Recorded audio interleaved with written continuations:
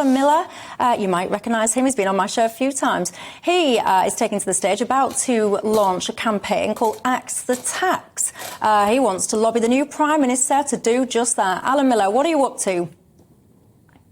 Hello, Michelle. Thanks for having me. The Together Declaration is saying that the cost of lockdown, cost of living crisis is absolutely out of control and that the public should not be punished twice.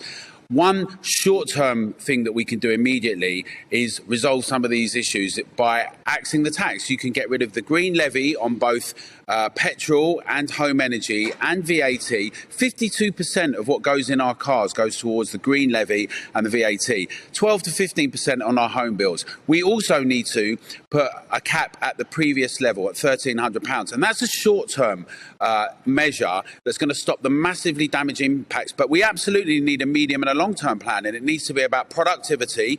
We need to have a national debate where the public is engaged. We need to allow zombie companies to fail. We need to have ambition and scale. But right now, we've asked both the Truss and the Sunak campaigns to respond to us and to attend tonight. We're at Church House in Westminster for our first year anniversary, and Axe the Tax is what we've got our members across the country to be sending out to MPs, elected representatives, and say this has to happen now. If anyone's watching, listening and goes, yeah, I agree, what do they do?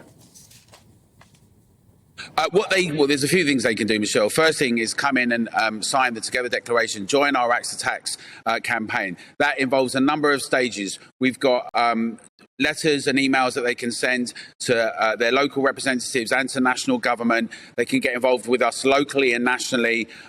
We're going to be announcing some more news this evening about putting more pressure on elected representatives. See, the problem is the public are always being sidelined.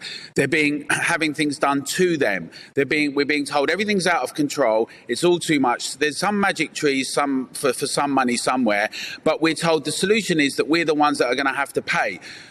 Many people warned about this. It's all very well for Rishi Sunak and Grant Shapps now to try and backpedal and say they weren't quite sure about lockdowns. But these energy hikes, the heat or eat question came way before Ukraine. This has been part of a longer term problem that's been discussed already on your show. And the very specific thing of locking things down and restricting and shuttering people in the homes.